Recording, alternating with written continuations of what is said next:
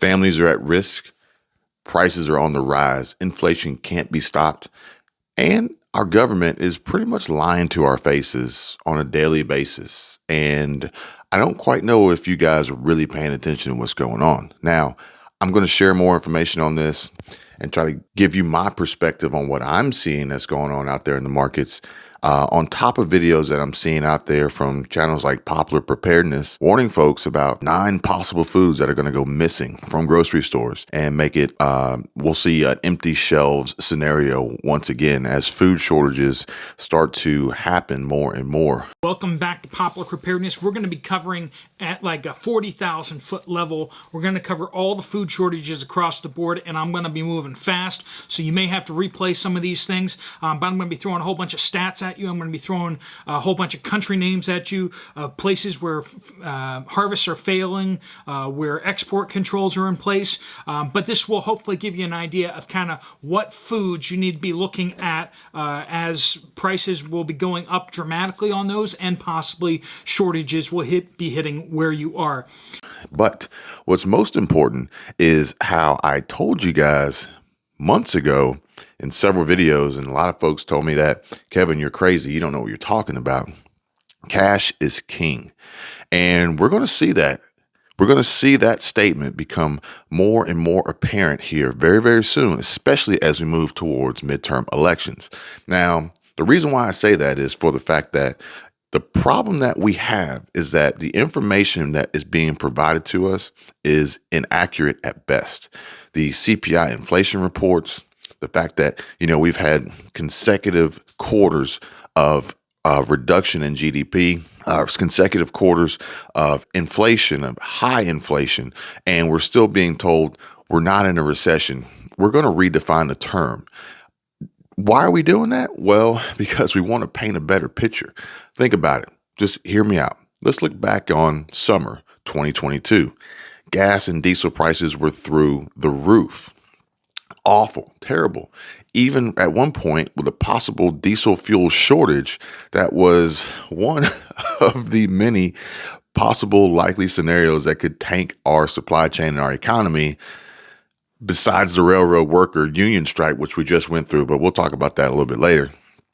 And now they're telling us that, oh, gas prices are lower. Well, when you raise the prices to the moon and then you lower them back down to points of which they were higher than they were when you raised them, are they really lower?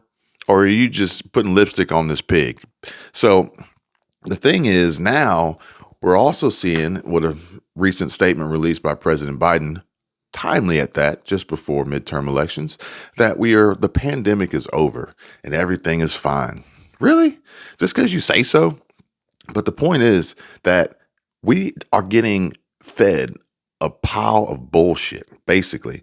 And the biggest problem that we're going to face is those nearing retirement, those heavy into investments in the S&P 500 and some of these blue chip stocks. Time is not on your side. But the folks in Washington, they don't want you to know that. And the reason why I say cash is king is because we are seeing a decline in stocks. We're seeing a decline in crypto.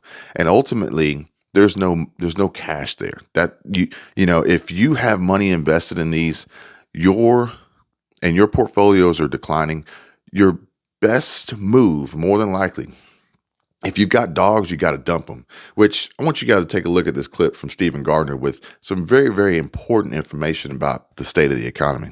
Wait. So you're telling me that you think the Federal Reserve is going to crash the U.S. economy and bring stocks down an additional 25 to 50%? Actually, I'd say maybe 50 to 60%. And yes, I do believe that is the case. But listen, no Federal Reserve. First of all, the Federal Reserve is a fraudulent Ponzi scheme to begin with. But if we go past that, okay, no Federal Reserve has ever hiked rates into a recession. Now, I know that this administration has moved what the bar of a recession is, because it used to be 2 negative quarters of GDP. But they decided to change that. But I want to know what they're going to come up when we get the third quarter of GDP that's going to be negative as well. Again, you have to understand that the markets go through these phases. whether they're big or they're small, whether they collapse or not, we're not going out of business. The United States at this point is not going out of business, and I don't think that the companies are either. But you have to be selective on, and I'm not a fundamental guy. I'm a trader. I'm more of a technical guy, but as a fundamental guy, I look for good stocks that I know or in my mind will be in business 20 years from now, so that I don't have to worry about those companies, knowing that they will survive. And that's, I think, what the average investor has to do. We get too anxious to trade the market. And the last thing is, the biggest fault of most investors is when they have to sell something, they go to the winning stuff and sell that, trying to hold on to the dogs. And listen, dogs have fleas for a reason. They stay there and they become bigger dogs. And then you really put yourself into a problem. Yeah, absolutely. But like he says, if you've got dogs, you got to dump them.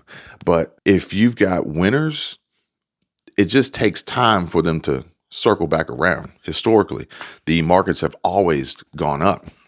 But if you're up in age, if you're nearing retirement, if you need that money now, do you have the time? And that's the problem. The other problem is the markets, although may seem bad for some, are good for others.